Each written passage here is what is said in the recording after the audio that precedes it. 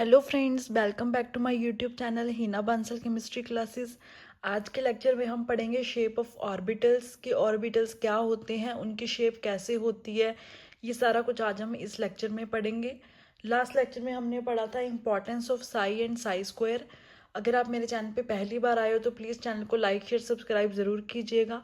और अगर आपने मेरी पहले वाली वीडियोज़ नहीं देखी तो उसका लिंक आपको डिस्क्रिप्शन में भी मिल जाएगा, या फिर जब आप मेरे चैनल पे विजिट करोगे तो उसकी मैंने अलग से प्लेलिस्ट भी बनाई हुई है, आप वहाँ से भी देख सकते हो। तो आज हम शुरू करते हैं शेप ऑफ ऑर्बिटल्स।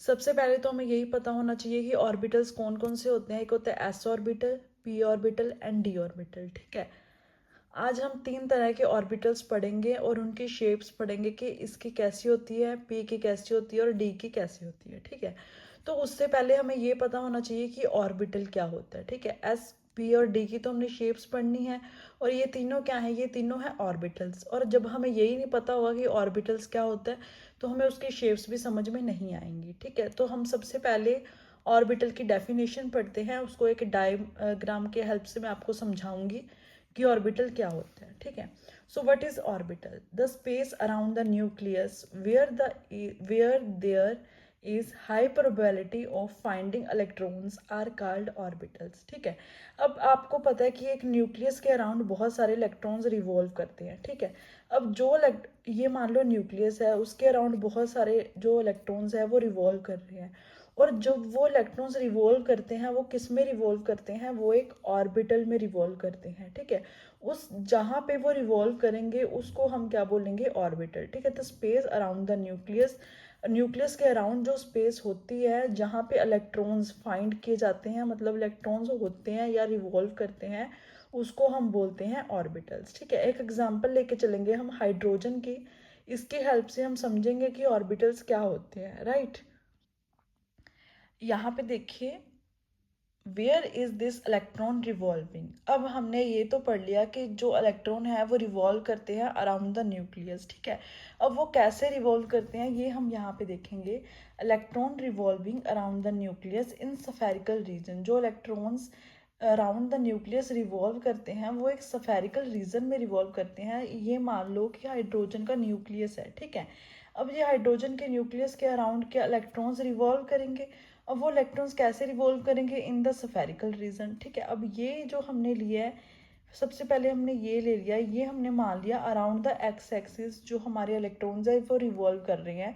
और ये क्या है, एक ऑर्बिट है। कौन से शेप में, स्फेरिकल शेप में। ठीक है, अब ये इलेक्ट्रॉन घूमता घूमता ऐसे ऐसे ऐसे करके जाएगा, ये क्या है, around the X axis.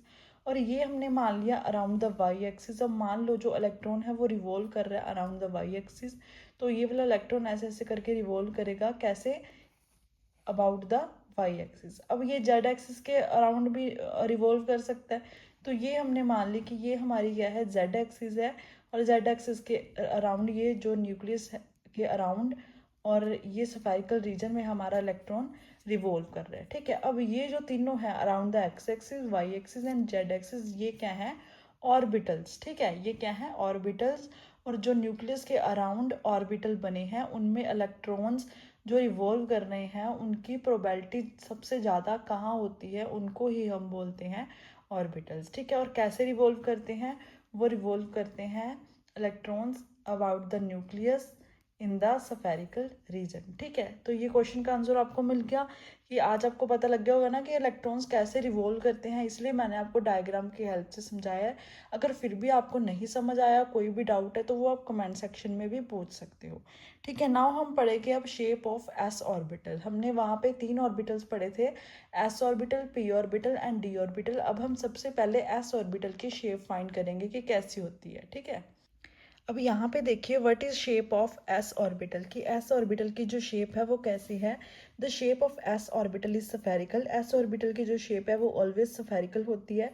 We know S orbital accommodate two electrons. अब एस ऑर्बिटल में दो ही इलेक्ट्रॉन्स पाए जाते हैं, ये हम सबको पता है। ठीक है, अब मान लो ये हमने 1s ले लिया, ये 2s ले लिया, ये 3s ले लिया। ठीक है, अब हमें पता है कि एस ऑर्बिटल में दो इलेक्ट्रॉन्स होते हैं, इसलिए हमने यहाँ पे 2 लगा दिया। ठीक है, अब 1s हमने थोड़ा सा छोटा बना लिया इन द स्फेरिकल, ये क्या है, एक्स एक्सिस, ये वाई एक्सिस।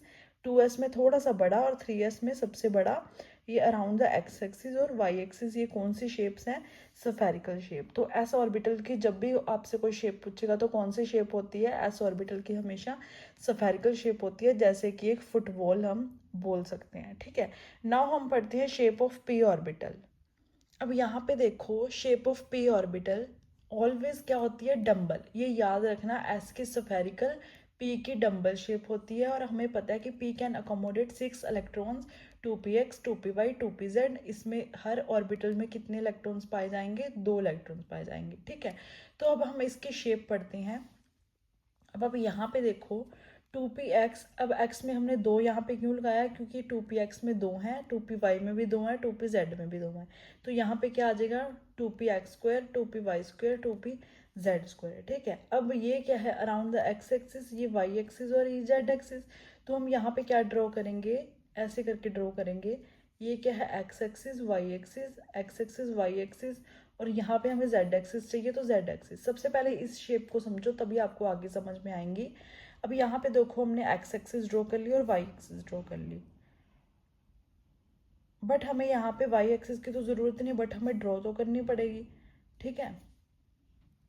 तो यहाँ पे देखिए, एक्स एक्सिस के अराउंड हमने ये डम्बल शेप बना दी, ठीक है। अब यहाँ पे क्या है? वाई, तो वाई एक्सिस के अराउंड डम्बल शेप बन गई। अब यहाँ पे क्या है? जेड, तो जेड एक्सिस के अराउंड डम्बल शेप बन गई, ठीक है। तो क्या है? 2px, 2py, 2pz। ये क्या है? ये एक इम्पॉर्टेंट टिप मैं आपको दे रही हूँ यहाँ पे, इसलिए यहाँ पे मैंने थोड़ा सा येलो शीट यूज़ की है ताकि ये हाईलाइट हो जाए। 2px, 2py, 2pz ये क्या है? ऑर्थोगोनल है। ऑर्थोगोनल का मतलब क्या है? कि ये तीनों एक दूसरे के परपेंडिकुलर हैं, ठीक है। जैसे ये और ये क्या है? एक दूसरे के परपेंडिकुलर हैं, ठीक है। इट मीन्स, यहाँ पे देखो मैंने लिखा भी है, it means 2px is perpendicular to 2py, 2py is perpendicular to 2pz। मतलब 2px भी क्या होगा? परपेंडिकुलर होगा 2pz के। ये तीनों आपस में क्या है? एक दूसरे के परपेंडिकुलर हैं, मतलब 2px, 2py आर ऑर्थोगोनल, ठीक है। नाउ हम पढ़ते हैं शेप ऑफ डी ऑर्बिटल, ठीक है। पी की तो आपको क्लियर होगी shape, X axis, Y axis और जेड एक्सिस के अराउंड डिम्बल शेप बना दी। अब हम पढ़ेंगे शेप ऑफ डी ऑर्बिटल्स। अब यहाँ पे देखिए, what is the shape of D orbital? The shape of D orbital is double dumbbell, ठीक है। वहाँ पे क्या थे? सिर्फ डम्बल, यहाँ पे क्या है? Double dumbbell. And D orbital can accommodate 10 electrons. अब वहाँ पे जो एस ऑर्बिटल थे तो वो 2 इलेक्ट्रॉन्स अकोमोडेट कर रहे थे, पी में 6 इलेक्ट्रॉन्स अकोमोडेट कर रहे थे, और डी में यहाँ पे 10 इलेक्ट्रॉन्स अकोमोडेट कर रहे हैं। देखो यहाँ पे 5 ऑर्बिटल्स बन के, हर ऑर्बिटल्स में 2-2 इलेक्ट्रॉन्स हैं। D X Y, D Y Z, D X Z, D X square minus Y square और डी जेड स्क्वेयर, ठीक है। अब हम इन सब की एक एक करके शेप्स पढ़ेंगे, जो कि बहुत ही इजी हैं। ध्यान से देखना और अपनी कॉपी पे ड्रॉ भी करते रहना, ताकि आपको अच्छे से क्लियर भी होता रहे। साथ साथ कोई भी डाउट है तो आप कमेंट सेक्शन में पूछिए। अगर मेरे लेक्चर आपको अच्छे लग रहे हैं तो प्लीज़ चैनल को सब्सक्राइब ज़रूर करके जाइएगा। अब हम पढ़ेंगे शेप्स ऑफ डी ऑर्बिटल्स एक एक करके। चलो, सबसे पहले हम शेप पढ़ेंगे डी एक्स वाई की, फिर D Y Z, D X Z, ठीक है। ये स्क्वायर नहीं है, ये जेड है। तो सबसे पहले डी एक्स वाई हमने यहाँ पे एक्सिस ड्रॉ करी, ये एक्स एक्सिस है, ये वाई एक्सिस है। तो डी एक्स और वाई के बीच में हमने क्या बनाने हैं? ऑर्बिटल्स बनाने हैं। ये देखिए, डम्बल शेप का ऑर्बिटल बना दिया हमने एक्स और वाई के बीच, और एक ये बन गया, ठीक है। अब ये बात याद रखना कि ये एक्सिस के ऊपर नहीं आएगा। जैसे कि पी ऑर्बिटल्स ऊपर आ रहे थे ना एक्सिस के, ये ऊपर नहीं आएगा, ये बीच में आएगा। क्यों? क्योंकि ये 2 हैं, एक्स और वाई के बीच में आएगा, ये देखो, ठीक है। ऐसे वाई और जेड हमने एक्सिस ले ली, उनके बीच में भी ऑर्बिटल्स ड्रॉ कर दिए। फिर एक्स और जेड ले लिया, एक्स और जेड उनके बीच में भी हमने ऑर्बिटल्स ड्रॉ कर दिए, ठीक है। अब फर्क किसमें कितने? सिर्फ एक्सिस का। यहाँ पे एक्स और वाई है, यहाँ पे वाई जेड है, और यहाँ पे जेड एक्स है, ठीक है। अब मेन बात आती है D X square minus Y square की और डी जेड स्क्वेयर की, ठीक है। अब D X square minus Y square के ऑर्बिटल्स कैसे बनेंगे? यहाँ पे भी दोनों एक्सिस बनाएंगे, एक्स और वाई, ठीक है, बनाई। और ये देखिए, अब इसके ऊपर आएगा ऑर्बिटल, इस एक्सिस के ऊपर आएंगे ऑर्बिटल्स, एक्स और वाई वाले में, ठीक है। और जेड स्क्वेयर में क्या आएगा? सिर्फ यहाँ पे एक्स भी लिख सकते हैं हम, वाई भी ले सकते हैं, ठीक है। मेन क्या है हमारी? जेड एक्सिस, क्योंकि यहाँ पे अकेला जेड है। तो यहाँ पे डम्बल शेप इसके लाइन के ऊपर बनाई, और ये बीच में एक रिंग बनाना ज़रूरी है, क्योंकि यहाँ पे क्या है, जेड स्क्वायर, ठीक है। ये रिंग यहाँ पे आएगा ही आएगा, ये इसकी शेप्स हैं, ये आपको ऐसे ही याद रखनी पड़ेंगी, बहुत इंपॉर्टेंट है, हमेशा एग्जाम्स में भी पूछा जाता है। शेप ऑफ ऑर्बिटल्स चाहे तो डी की पूछ ले, चाहे पी की पूछ ले, या फिर एक मतलब लॉन्ग क्वेश्चन भी आ सकता है, what is the shape of S P and D orbitals, draw करो, ठीक है। तो आज मैंने ये आपको लेक्चर में तीनों के शेप्स बताई और बताया ऑर्बिटल क्या होता है। तो आज के लिए इतना ही, नेक्स्ट लेक्चर के लिए रेडी रहना। Bye bye, take care.